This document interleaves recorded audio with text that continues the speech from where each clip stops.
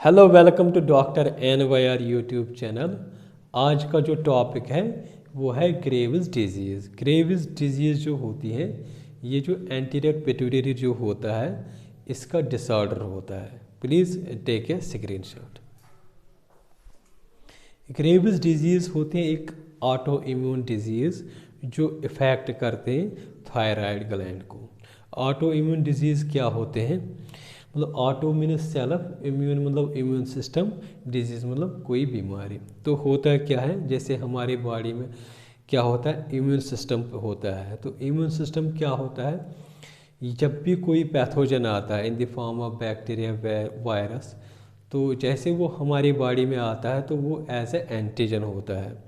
जैसे वो हमारे इम्यून सिस्टम को इंड्यूस करता है, हमारी इम्यून सिस्टम क्या करता है, उस एंटीजन को किल करने के लिए या तो केमिकल्स प्रोड्यूस करते हैं या हम उनको बोलते हैं एंटीबॉडीज़ प्रोड्यूस करते हैं, वो उस पैथोजन को किल करते हैं। लेकिन ऑटो इम्यून डिजीज़ में क्या होता है, हमारी ही इम्यून सिस्टम जो होता है एंटीबॉडीज़ प्रोड्यूस करते हैं हमारी बॉडी के लिए।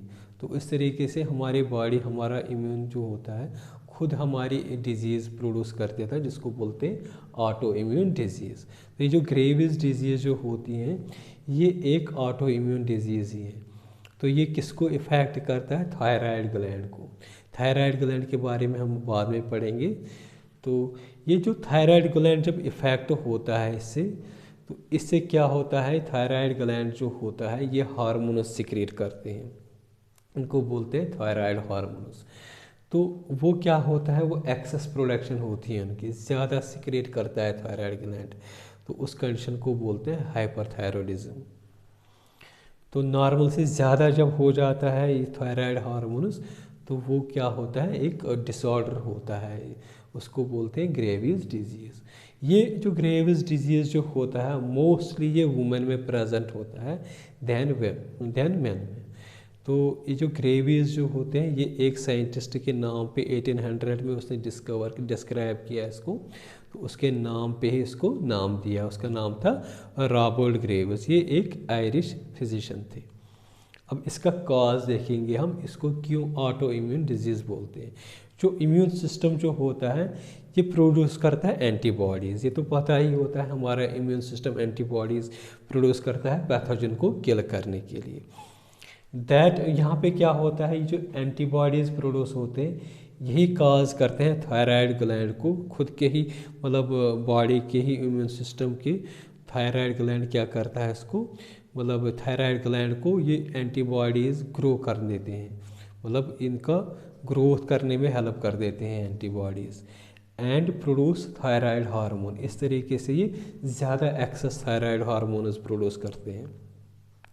तो ये जो एंटीबॉडीज़ जो होते हैं इनको नाम दिया है, इनको बोलते हैं थायराइड स्टिमुलेटिंग इम्यूनोग्लोबुलिन्स, या इसको शॉर्ट में बोलते हैं TSI। ये जो TSI होते हैं तो ये क्या काम करते हैं, ये बाइंड होते हैं थायराइड रिसेप्टर्स। ये जो थायराइड ग्लैंड जो होता है वहाँ पे थायराइड रिसेप्टर्स होते हैं और इसको ऐसे ट्रिक करते हैं, इस एक ट्रिक कर देते हैं इसको कि ये जो थायराइड ग्लैंड जो होता है ये इसका ग्रोथ हो जाता है, बहुत ज़्यादा ग्रोथ हो जाता है। जब ये ग्रो हो जाता है तो ये क्या करता है, रिलीज एक्सेस थायराइड हार्मोन्स। तो ये जब ज़्यादा हार्मोन्स, नॉर्मल लेवल से भी ज़्यादा हार्मोन्स सिक्रेट कर देता है तो उससे क्या हो जाता है हाइपरथायरॉयडिज्म। ये भी एक डिसऑर्डर, मतलब ये डिसऑर्डर होता है जिसको बोलते हैं हाइपरथायरॉयडिज्म। तो इस तरीके से ये जो इस नाम, मतलब इस हाइपोथायरॉयडिज्म को नाम दिया है ग्रेव्स डिजीज़। अब देखते हैं इसके सिम्टम्स क्या होते हैं। सिम्टम्स इसकी होते हैं, सबसे पहले वेट लॉस होता है, लेकिन क्या होती है इसमें भूख ज़्यादा लगती है तब भी मतलब इसमें वेट लॉस होता है। दूसरा होता है एंजाइटी, और तीसरा जो होता है मूड स्विंग्स। रेस्टलेसनेस होता है, डिफ़िकल्टी इन स्लीप होता है, चेस्ट पेन होता है कभी कभी, पल्पिटेशंस होते हैं, और शॉर्टनिंग ऑफ ब्रीथ, मतलब सांस जो होती है सांस फूलती हैं, इसमें फैटिग होता है, मसल वीकनेस होती है।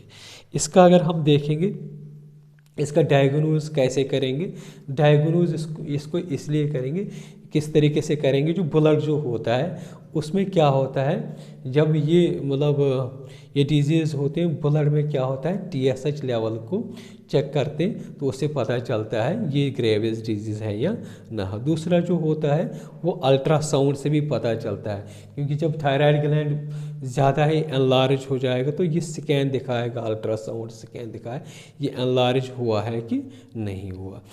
अब इसके बाद जो होता है ट्रीटमेंट क्या होता है, एक थेरेपी होती है जिसका नाम होता है रेडियो एक्टिव आयोडीन थेरेपी, या इसको बोलते हैं RIT, ये शॉर्ट में बोलते हैं इसको। इसमें क्या करते हैं, सिंगल स्मॉल पिल देते हैं, छोटा सा एक दवाई देते हैं जिसमें उसमें क्या प्रेजेंट होता है, आयोडीन होता है, आयोडीन प्रेजेंट होता है, रेडियो एक्टिव आयोडीन प्रेजेंट होता है। तो वो क्या हो जाता है, हमारे ब्लड स्ट्रीम में चला जाता है। ब्लड स्ट्रीम के थ्रू क्या होता है, जो थायराइड ग्लैंड जो होता है उसको एब्जॉर्ब करता है, फिर वो क्या होता है, वो जो थायराइड जो ज़्यादा बड़ा होता है वो श्रिंक हो जाता है। तो दूसरे जो होते हैं कुछ एंटी थायराइड एजेंट्स होते हैं, वो भी मतलब कभी कभी डॉक्टर रिकमेंड करता है इसकी जो ग्रोथ कम करने के लिए, मतलब फॉर एग्जांपल मेथाजोल जो होता है एक एंटी थायराइड होता है, ये भी इसका ट्रीटमेंट के लिए दिया जाता है।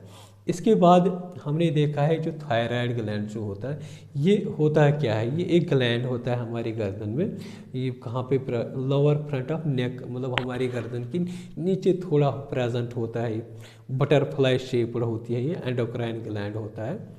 ये क्या काम करता है, ये बनाता है thyroid hormones T3 and T4। मैंने उस पर मैकेनिज्म T3 कैसे मैकेनिज्म करता है, कैसे वो मतलब हमारे ब्लड में आता है, उनका मैकेनिज्म ऑफ एक्शन, और ये जो थायराइड ग्लैंड जो होता है उस पर मैंने वीडियो बनाया है, मैं इस लिंक में दे दूंगा तो आप लोग उसको देख लीजिएगा।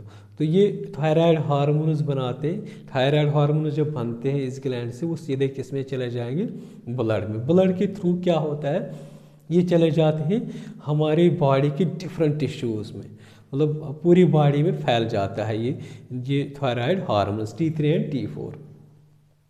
तो फिर वो मतलब वो फिर क्या करते हैं हमारी बॉडी में, वो हमारी बॉडी में जो एनर्जी जो होती है हमारी बॉडी, वो मतलब हमारी बॉडी क्या होती है, एबल होती है एनर्जी को यूटिलाइज करने के लिए। दूसरा जो होता है फंक्शन होती है थायराइड हार्मोन्स की, ये हमारी बॉडी को वार्म रखती है, और ब्रेन जो होता है, हार्ट जो होता है, या अदर ऑर्गन्स जो होते हैं, इनकी जो वर्किंग जो होती है इनको हेल्प करता है, मतलब वर्किंग में रखने के लिए ये थायराइड हार्मोन्स बहुत ज़रूरी होता है। ग्रोथ एंड डेवलपमेंट, इसके लिए भी ये हार्मोन्स जो होते हैं बहुत इंपॉर्टेंट होते हैं। हार्ट रेट को मेंटेन करता है, वेट लॉस एंड स्लीप को भी मेंटेन करता है। सपोज़ यही ज़्यादा एक्सेस हो जाता है तो क्या होता है, ये हार्मोन जो होता है ये क्या करता है, ये हमारी बॉडी को इफ़ेक्ट करता है, या उस डिसऑर्डर को बोलते हैं कभी कभी हाइपरथायरॉयडिज्म। इस हाइपरथायरॉयडिज्म डिसऑर्डर कंडीशन दिया गया है, ये ग्रेव्स डिजीज़ के नाम से फेमस है। अगर आप लोगों को हमारा ये वीडियो अच्छा लगा होगा प्लीज़ इस चैनल को सब्सक्राइब कर दीजिएगा, वीडियो को लाइक एंड शेयर कर दीजिएगा। Thank you very much.